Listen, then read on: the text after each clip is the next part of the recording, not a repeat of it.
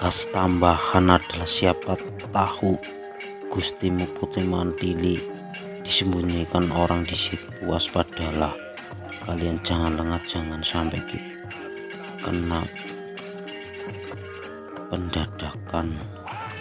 Ketiga Bupati Suhut Satabari, Susena dan Wisata melakukan sembah dan segera mempersiapkan pasukan masing-masing sebesar 100. Tapi mereka segera berangkat ke wilayah masing-masing yang telah ditentukan, melakukan pembersihan dan mengatur pengawasan. Pada waktu itu rombongan kera terbang yang dipimpin oleh Anoman, Anggada, Anida, dan Jembawan telah mendarat di pantai negeri Alengka. Puncak Gunung Suwela kelihatan menjulang tinggi sekali. Ada tanah datar tinggi yang luas di situ, berhawa sejuk seperti di Maliawan. 4 juta pasukan kera itu segera menyebar bersembunyi di dalam hutan-hutan yang lebat sambil menunggu matahari terbit. Terjadilah kegaduhan sedikit di situ, terutama di kalangan penghuni hutan, baik yang berupa binatang maupun raksasa. Tetapi karena tugas pasukan penyelidikan pertempuran adalah di samping melakukan penyelidikan juga jika perlu bertempur, semuanya menyelesaikan dengan cepat dan diam-diam. Malam itu mereka beristirahat sepenuhnya dengan melakukan pengawalan bergantian seperti pesan Sugriwa. Tidak lama kemudian fajar menyingsing, matahari kelihatan di ufuk timur.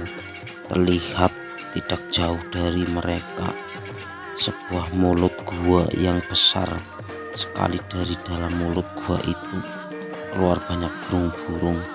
Menyaksikan ini, kera-kera tersebut memasuki gua, tidak kecuali pemimpin-pemimpin mereka. Sejenak mereka lupakan pesanan Sugriwa bahwa tidak boleh lengah, bahwa mereka berada di daerah musuh, bahwa tugas mereka penyelidikan.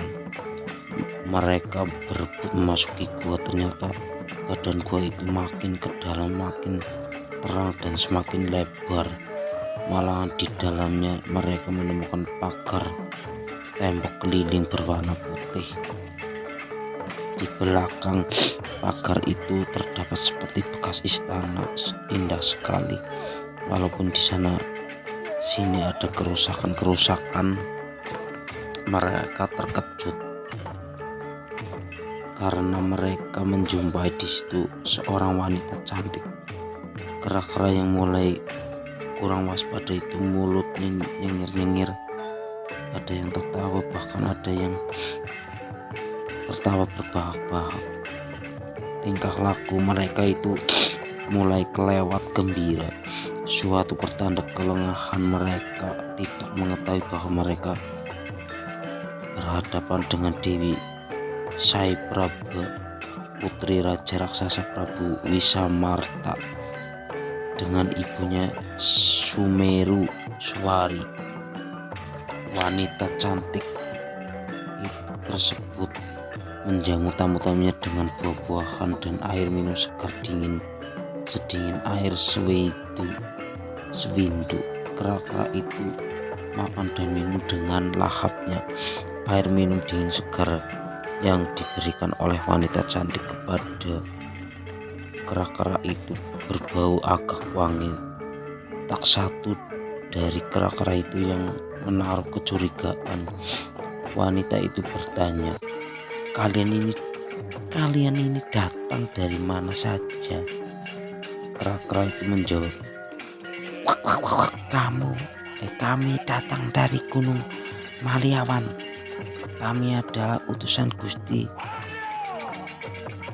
Ramawijaya untuk mencari istrinya yang hilang, Putri Mantili Dewi Sinta. Ia diculik oleh Prabu Rahwana. Kera-kera itu membalas bertanya, engkau ini siapa? Mengapa berada di sini sendirian? Berani amat tanpa teman. Dan siapa yang membangun istana ini dulu. Istana begini luas, begitu indah, dalam gua dan bergapura megah. Siapa namamu dan siapa yang menurunkanmu? Wanita itu menjawab, namaku Sayem Praba. Namaku Sayem Praba. Ayahku adalah raja raksasa bernama Prabu Wisamarta. Ibu bernama Semeru Suwari. Ialah yang membangun istana ini. Mengapa istana ini sekarang dalam keadaan rusak? Karena dulu terkena marah Bathara Indra, dikatakannya meniru Kaendran. Dulu istana ini menyerupai surga, tetapi kemudian rusak terkena panah angin Bathara Indra.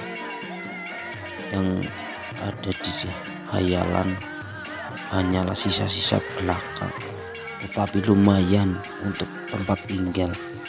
Ada seorang bidadari menemaniku di sini menunggu bekas istana ini. Yang disuruh oleh Bathara Indra menemaniku. Kalau kalian ingin segera sampai di Alengka, pejamkanlah mata kalian. Kalau sudah memejamkan mata, segera keluar dari gua ini. Pasti dalam waktu singkat kalian akan tiba di Alengka. Kera-kera sebanyak itu termasuk pimpinan-pimpinannya seperti terkena sihir saja. Mereka memejamkan mata. Pada suatu itu juga Sayem Praba membaca mantra menyerang para kera-kera itu dengan aji kemenyan. Akibatnya semua kera menjadi buta, menemukan jalan keluar dari gua pun mereka tidak mampu.